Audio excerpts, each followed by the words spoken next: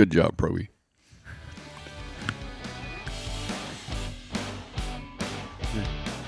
Hello and welcome to the Fishing Guide Podcast. I'm your host, Brad Wiegmann. Co-host Mitch Glenn is in the house, and we are actually with Chris Johnson.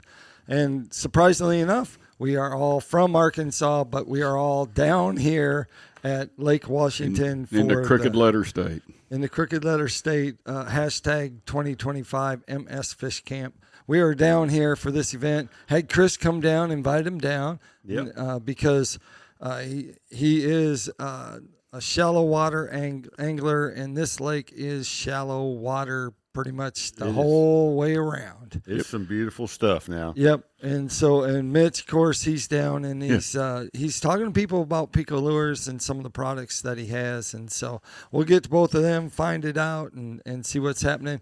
Chris, tell us a little bit about coming to media camp. Is this your first one?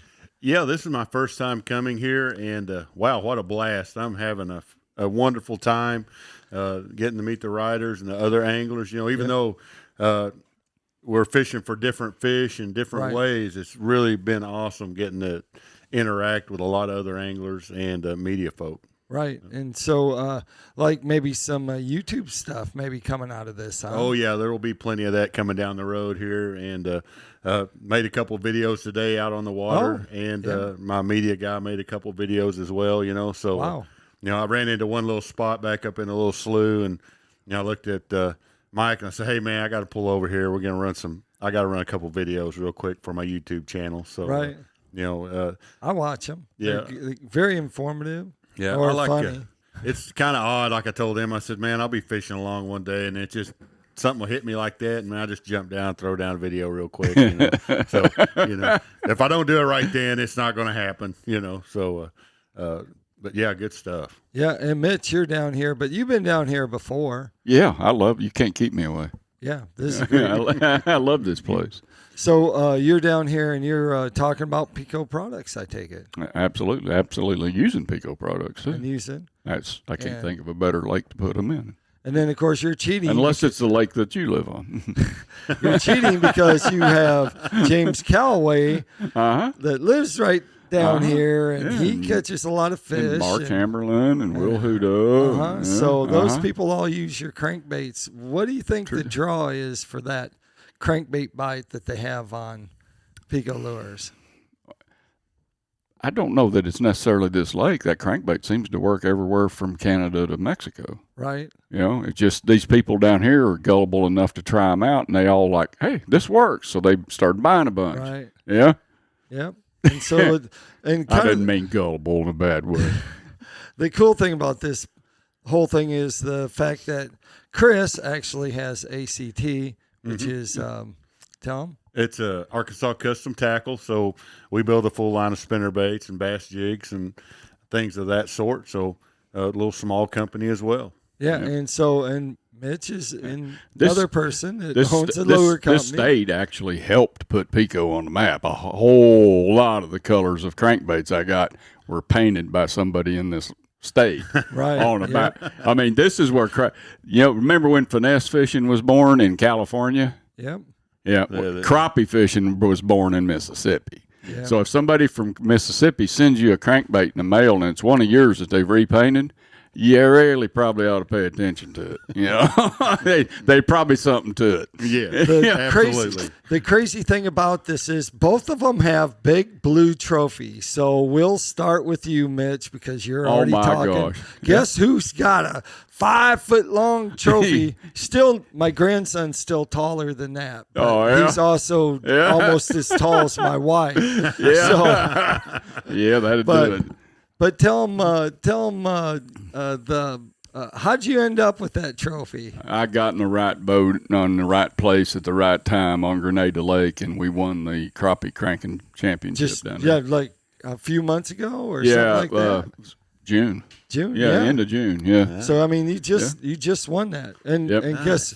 guess what? Chris has got him a big blue trophy. The only person who doesn't have a big blue trophy is myself. So at the end of the show, I'm going to award myself the H2O Man of the Year. Yeah. So, all right, how'd you get yours? Tell them what's special about it. Well, I won a Bassmaster Bass Nation qualifier over on the Arkansas River at Muskogee last April. So won that tournament over there, and that's how I got mine. Yeah, that's pretty cool. So in his boat, he actually has some tackle boxes that were built before Mitch was born. Oh no, I've got some of those too. I bought mine new, but they are probably older than 95% of the audience. I guarantee you that. Yeah. Tell them about those tackle boxes. How cool they are. They are super cool. It's a set of Plano 7777s and a 777 drawer top boxes that if you looked in a bass boat in the late 70s and early 80s, you would have saw one of these or two or three of them in every bass boat. I've also got some of the old Rebel boxes that you would have saw in the late 70s and early 80s. So cool old stuff that's from a past time, but I still use it every day. Yep. Right. I have one of them also. Mine's full of antique baits, except on top of mine, in maybe 83, Redman had to call off their first ever tournament because of snow and ice on Broken Bow Lake. And they sent us all bumper stickers that said, I was there for the big snowstorm, Broken Bow Lake. And I've got that on the top of my 777. I may have to sneak in there and get that one. I think I need that. He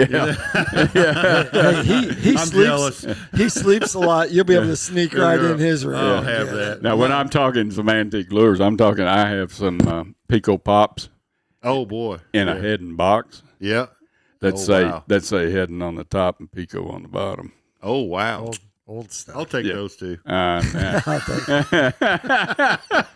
Let's talk a little bit about your style of fishing. If they don't know who you are or what you're all about, tell them a little bit about that. Yeah, my style is kind of like the tackle boxes. It's kind of from a throwback time, but I'm a shallow water guy. I'm a spinnerbait thrower and a jig pitcher and things like that. Everything I do is pretty antiquated. But I focus on shallow water, those just, I don't know, the details that go into finding fish in shallow water. And that's just how I fish all the time. Right. So, I mean, the rumor is that there's nothing too shallow and there's nothing too wet that you wouldn't drive through. So hey, I drove through the kind of water I like to fish. A bean field up here, getting here this trip, and it got pretty bad. So there's also that old school train of thought that the more times you can cast in a day, the more fish you're going to catch. 100%. Yeah, 100%. Ask me how I know. Yeah. Who makes the most cast wins? Yep. But that don't necessarily work anymore. But yeah, it can be a little tough. Yeah. Fishing against a different kind of crowd. From a guy that makes 5 casts nowadays. I know, all day long. So that's right. That's exactly right. Yeah. Talk about your boat.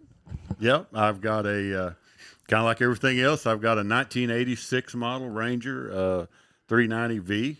Right. It's got a 87 carbureted Mercury 200 on it, so it blows blue smoke. It smells wonderful. Oh man, that's how you start the day, smelling Quicksilver. Oh, you can't beat it. And then I've got a standard Fortrex trolling motor, no spot lock, none of that, no forward facing, no down scan, no side scan. I've got a little bit of mapping and a little bit of just 2-dimensional graphing on my console. I've got a Lowrance 2260 on the console, right? Lowrance temp gauge on on my bow, and I got a Lowrance flasher in my console as well. Right, like a 1240A. Yes. Yep. I have an N-Dash 1240A in my console, and it works just great. And then I got the 2260 old box flasher on my bow. So there you go. Just I'll make a prediction. Fire away. That his style of fishing, which I'm not. I may or may not know exactly what it is, but you could possibly. I could possibly. Yeah. That style of fishing is will make a comeback in about 3 more years. He will own the water in about 3 years. I like the idea of that. By then he might be old enough and mature enough to handle success. Yeah, maybe. But in about 3 years, all this open water fish that's getting beat to snot, they're going to be looking for a new home. It's like, we can't handle living here anymore, and they're going to move to the bank because there ain't nobody there. Yep. It's already starting to happen a little bit. It's already happening on this lake. It's happening on Beaver. It's happening everywhere. Yep. That shoreline stray, you're going to see a day come in about 3 years. Beaver's going to get 6 foot high. All that buckbrush is going to be in the water and everything. Everybody's going to be out there in the middle of the lake chasing shadows. And you're going to be able to take a jig and go down through there and just waylay them in the buckbrush because they feel safe. I like that idea, boy. Now I do. Well, if the water comes up, they'll be in the buckbrush. Yep. You remember when I first moved to Beaver? I do. I owned that sucker, didn't I? You did. You know why? You know why? I brought 48 cases of BB3 Bagley crankbaits up here. You know, honest to God, I did. I believe that. That's what I had. The BB3. That's the DB3 with a round bill on the front. It wasn't a square bill back then. It was round, but about that long. Everybody on this lake was throwing their little bitty worms, a 16th-ounce crappie jig head with a little 5-inch black worm in it, shaking it in them trees. And y'all was catching the crap out of Kentuckies and everything. We were. Everybody on the lake was. I come up here. I didn't know that's what you're supposed to do. So I headed up the river and found every stump row up there and went to winging them crankbaits on it. Yep. And when I wouldn't bite a crankbait, I'd throw a spinnerbait and a jig. Yep.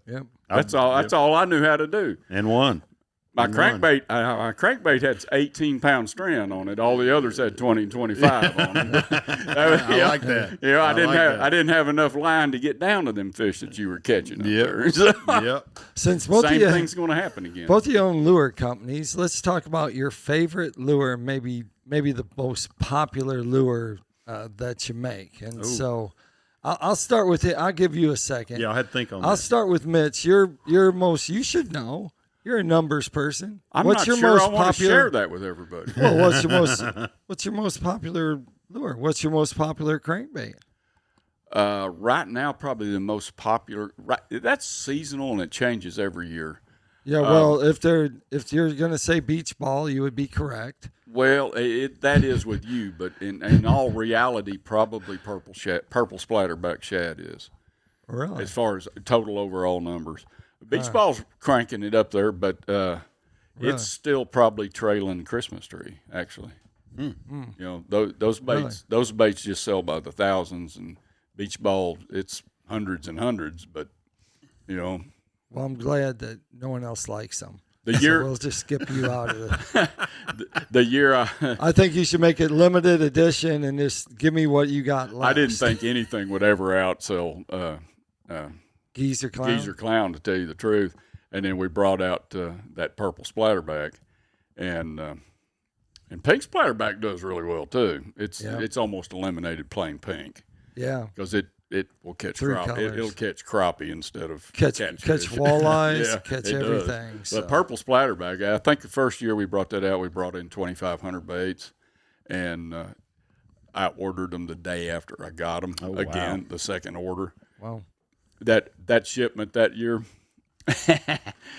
everybody knew what day it was coming, and they were pre-ordering the baits for about a week. And that's when we were in the building inside Garfield City. And the day they got there, we took them directly off the pallets.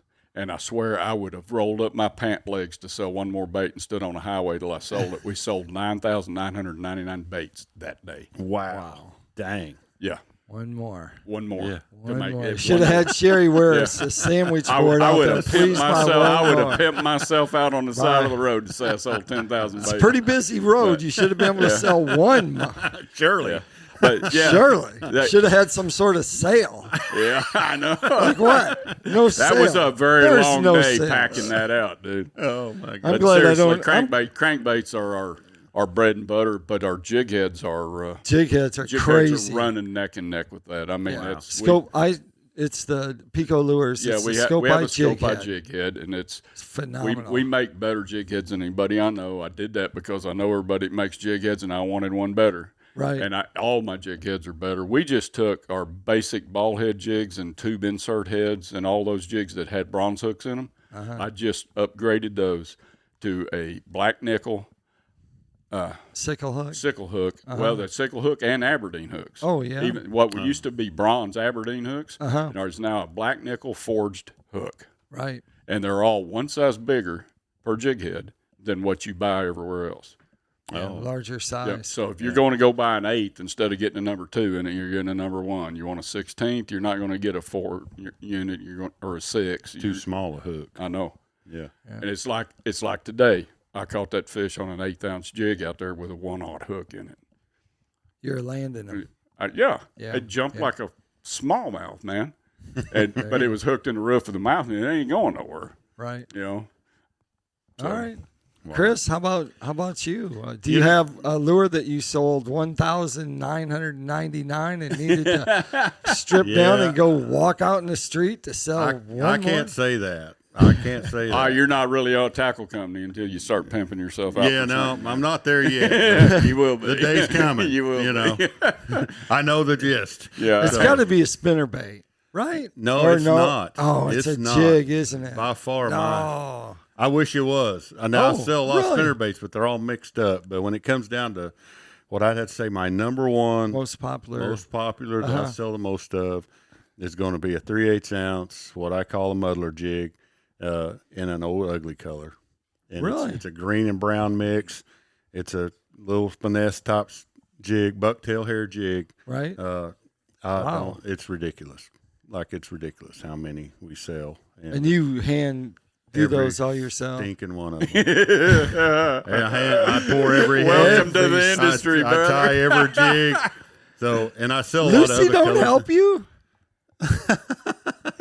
Okay, well, no, don't have to answer that question. Yeah, no. We'll keep you out of jail, out of family jail right there. So there you got a pardon. She has tried to tie a few bucktails, and Pruill's like, forget that crap. Forget it. No. There is a little art to that stuff, but all right. But it's by far my one that it just moves. Oh, all right. And it's a unique bait for our area, but it sells extremely well. What size does it come in? Anywhere from a 1/8, 3/16, quarter. No, 1/8, 3/16, 5/16, 3/8, a half, 3/4. All right. It's on a ball head with a little wire weed guard, and it's just a really finesse little bucktail jig. It's really popular with the smallmouth guys, and all right, sell a lot of them. There you go. There you have it. That takes us up to Tackle Time. Tackle Time is sponsored by PICO Lures. PICO Lures, of course, has a complete line of hard and soft baits. So anything that you're looking for to catch, everything from big crappie down in Mississippi, or big largemouth, or whatever you're fishing for, or maybe a spinner bait, because it's hard to get a good spinner bait nowadays. Chris makes spinner baits, and he has so many different styles and color blades and stuff, so you're gonna check him out there. But PICO Lures, go to www.picolures.com. Chris, tell us a little bit about if they want to see you on YouTube, or if they want to order some lures, where would they go? If you want to check out my YouTube channel, it's aspiring tournament angler Chris Johnson. Go to my YouTube, put a lot of videos on there about old school fishing, or you can go to my Facebook page, which is aspiring angler Chris Johnson. Okay. There. And you can go to Arkansas Custom Tackle on our Facebook page. We don't have a website or anything yet, but you can go there, send me a personal message. Be glad to try to help you out. That's what we've been doing. It's got our phone numbers on there, everything. You reach right out to us. All right, there you go. There you have it. Like I always like to end the show, make sure you keep your hook sharp and your lures in the water.